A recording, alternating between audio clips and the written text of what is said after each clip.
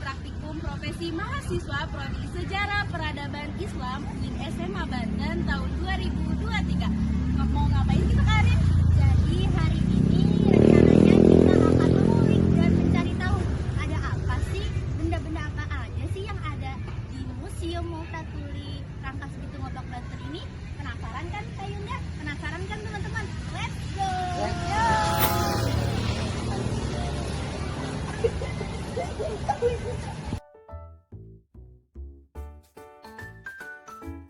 Oke teman-teman, kali ini kita berada di Museum Multatuli Rangkas Bitung. Museum ini terletak di kota Rangkas Bitung, lebih tepatnya di Jalan Alun-Alun Timur nomor 8. Sebelum menjadi museum, gedung ini digunakan sebagai rumah kediaman dari pegawai pemerintahan tingkat di bawah bupati masa kolonial Belanda atau yang akrab disebut dengan Wedana. Secara keseluruhan, Museum Multatuli memiliki luas tanah 1934 meter persegi dengan fasilitas di dalamnya meliputi pendopo, ruang pameran, kantor, toilet, taman, dan tempat penyimpanan koleksi. Sebelum kita memasuki museum, kita akan terlebih dahulu melewati pendopo yang di masa itu digunakan untuk menerima aduan rakyat dan titah dari bupati. Yang sekarang pendopo itu dialihfungsikan untuk pentas seni atau latihan kesenian. Setelah pendopo, kita akan disuguhkan dengan loket tiket museum yang berada persis di depan pintu masuk museum. Harga tiketnya pun sangat terjangkau dengan tarif Rp1.000 untuk pelajar, Rp2.000 untuk umum, dan Rp15.000 untuk wisatawan mancanegara.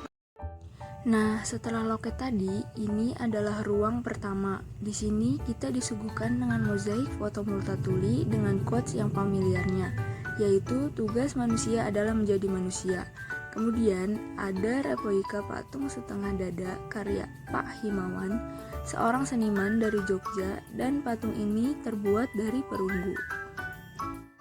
Lalu setelah ruangan pertama tadi, kita masuk ke ruangan kedua. Di sini ada film dokumenter yang bercerita tentang awal mula kedatangan bangsa Belanda ke Banten. Bangsa Belanda datang ke Banten dengan menempuh rute perairan Tanjung Harapan Samudra Hindia Selat Sunda hingga tiba di Banten tahun 1596 yang pada saat itu dipimpin oleh Cornelis de Hatman, serta di ruangan ini ada replika kapal-kapal VOC.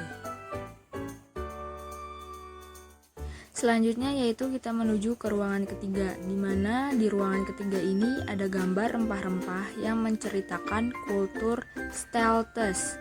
Peraturan pertama kali yang dibuat oleh Johannes van de Boe tahun 1830 yang melatar belakangi kebijakan ini adalah karena keuangan mereka yang habis terkuras membiayai isi peperangan di Ponorogo tahun 1825 sampai 1830, di mana bangsa pribumi tersebut disuruh oleh pihak Belanda yang disebut tanam paksa. Selanjutnya kita ke ruangan keempat, yang dimana di ruangan ini adalah ruangan inti dari museum ini, yaitu ruangan Multatuli. Yang di ruangan ini terdapat beberapa koleksi buku Multatuli, seperti salah satunya adalah Max Havelaar, dan ubin di ruangan ini adalah ubin asli yang belum diganti sejak gedung ini masih menjadi gedung Wedana pada tahun 1923.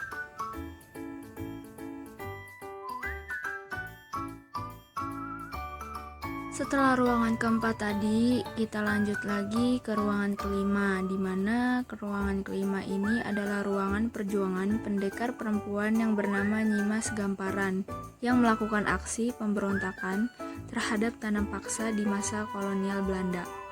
Selain itu, di sini terdapat beberapa gambar di mana perjuangan seperti Budi Utomo dan lain-lain. Selanjutnya ruangan ke-6, di mana ruangan ini bercerita tentang awal mula terbentuknya Kabupaten Lebak pada tahun 1828 berdasarkan surat keputusan Komisaris Jenderal Kementerian Dalam Negeri Hindia Belanda nomor 1 tahun 1830. Di ruangan ke-7 adalah ruangan terakhir, di mana ruangan ini bertemakan orang-orang Rangkas Bitung yang mempunyai kedekatan emosional dengan kota Rangkas Bitung. Di ruangan ini pula terdapat beberapa koleksi buku Max Havelaar dari beberapa edisi. Nah, di museum ini juga ada beberapa ruangan. Yuk kita lihat. Di sini ada beberapa ruangan, yaitu ada ruangan para staf museum, mulai dari ruangan kepala museum, administrasi museum, teknisi museum, dan juga toilet.